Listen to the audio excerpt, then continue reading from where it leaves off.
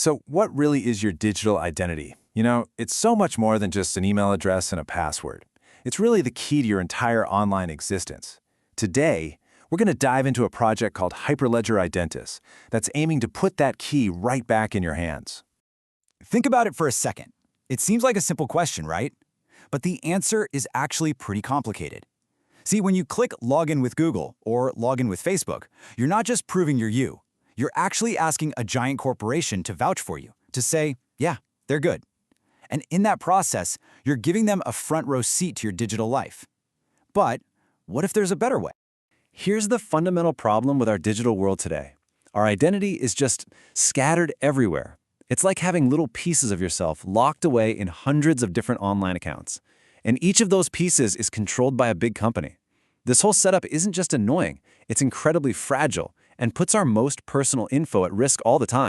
And oh man, the risks are very, very real. We see the headlines constantly, don't we? These huge, centralized databases are basically giant honeypots for hackers, which leads to these massive data breaches that can lead to identity theft, and even when your data isn't flat out stolen, it's often getting packaged up and sold without you ever really knowing. Your identity literally becomes a product. Okay, so that's the problem. It's a big one. So how do we fix this mess? Well, the answer lies in this really powerful new concept called self-sovereign identity, or SSI. And it's a total game changer, a complete shift in how we think about who owns our digital selves. So what does that actually mean? The most important takeaway is this. With SSI, you and only you are in control of your identity. It exists completely separate from any government or any corporation. You don't have to ask anyone for permission to use it, and you get to decide exactly what information you share and who you share it with. You call all the shots. And there are three core technologies that make all this possible. First up, you have decentralized identifiers, or DIDs. Just think of these as a universal username that you own and control forever. Second, there are verifiable credentials.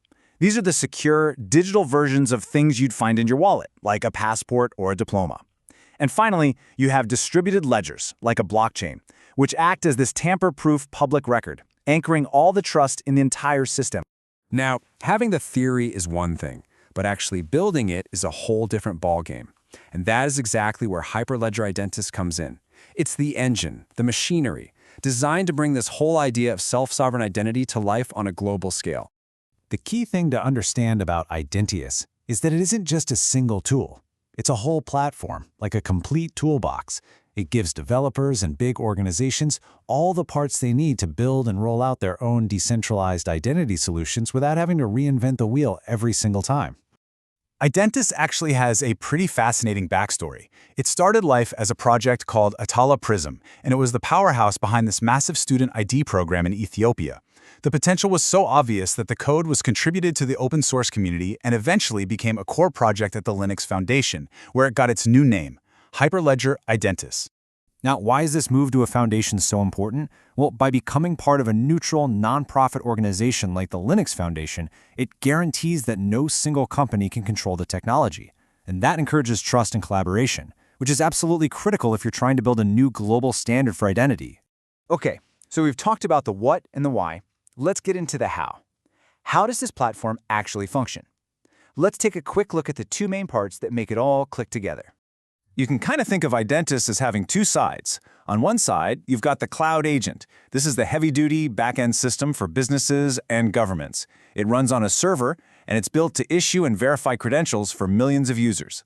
Then, on the other side, you've got the Edge SDKs. These are the toolkits for building the digital wallet that lives right on your phone, the thing that securely stores your identity and lets you present it.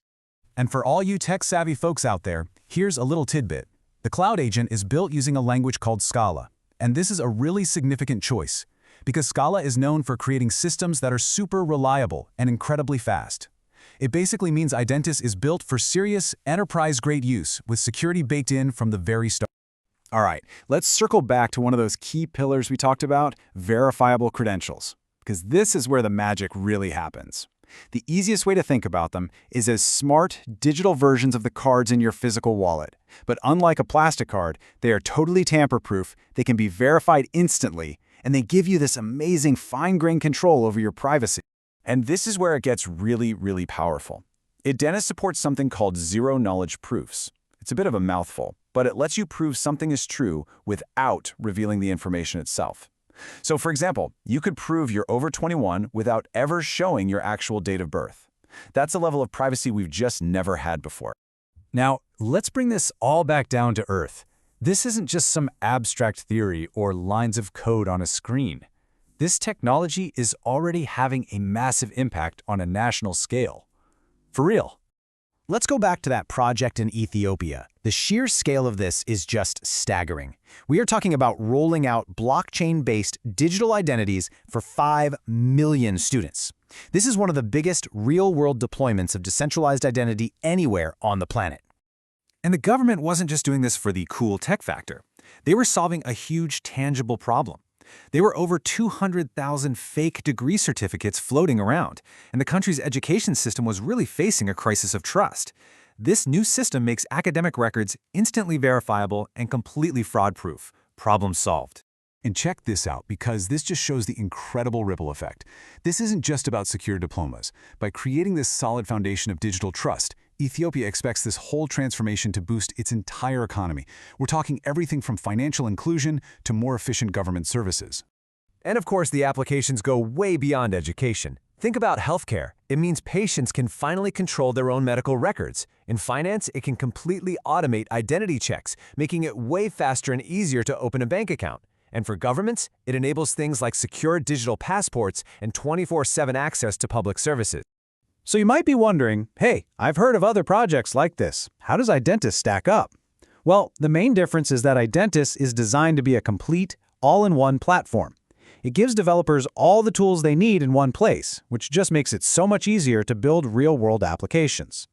So let's bring it all home. Why does Hyperledger Identus really matter?